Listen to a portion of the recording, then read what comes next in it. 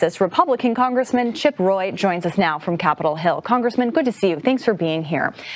So, do you agree with President-elect Trump talking about protections or wanting protections for dreamers? Is that something you would support?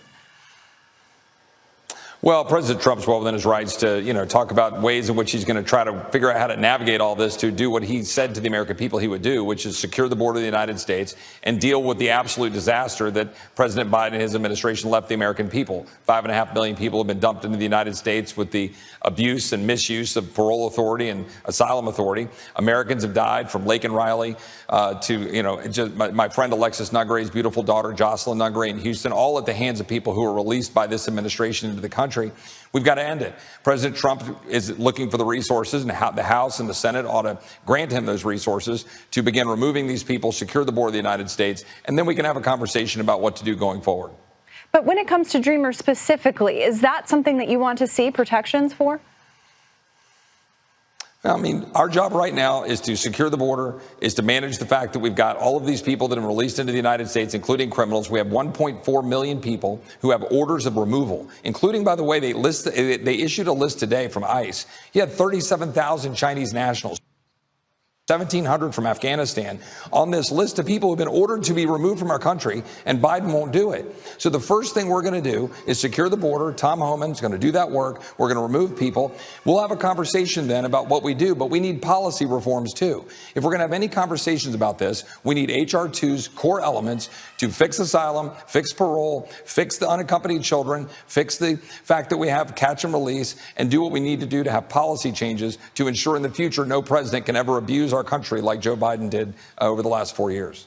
And Congressman, you're from a border state, obviously, and you've been very vocal about the need for the Department of Homeland Security to preserve records about the border for the incoming Trump team. But I'm wondering, have you seen any evidence that the Biden administration isn't doing this?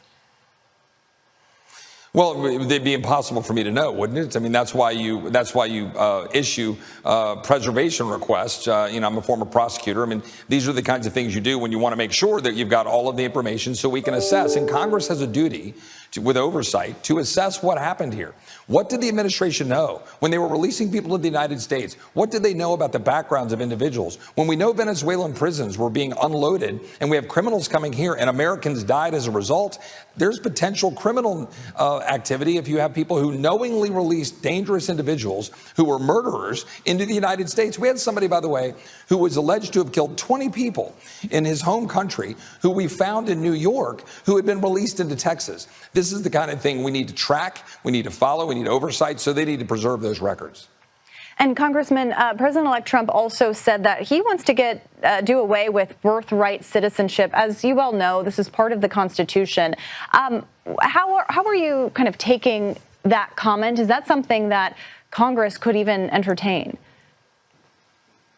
Yeah, sure. I mean, I think the president is absolutely correct. We've had this as being a problem for a long time. In fact, a federal judge in Texas just had to deal with a case in which a mother was trying to piggyback citizenship onto the child, which we have evidence that she knowingly came across the border to have the baby in El Paso to get so-called birthright citizenship and then use that to try to get citizenship herself. The judge thankfully said, no, that's not how this works. But we need to end that practice. We have a whole cottage industry in China, Mexico, all over the world with people coming here to have babies to get citizenship. You should have to be the child of American citizens to get citizenship by being born. And then if otherwise naturalize. I think we need to make sure that's the law going forward so it can't be abused as it has been over these many years. But wouldn't that require amending the Constitution? Well, that is a question that some people have posited that you would have to amend the Constitution. I don't read the 14th Amendment to demand that you'd have to amend the Constitution that way. I think we could do that through law. But, look, we should move forward, do it by law. And if we need to amend the Constitution, amend the Constitution. But my personal belief is you can do it by law. I believe that's the appropriate standard, that you be a child of an American citizen. And that it not just be that you can be literally driven across the Rio Grande, have a baby, and suddenly get so-called birthright citizenship. I think that's a mistake, and most Americans think that's bad policy. And Congressman, just quickly, we are up against a deadline for funding the government. Are you confident that the government will remain open, that you will reach a deal?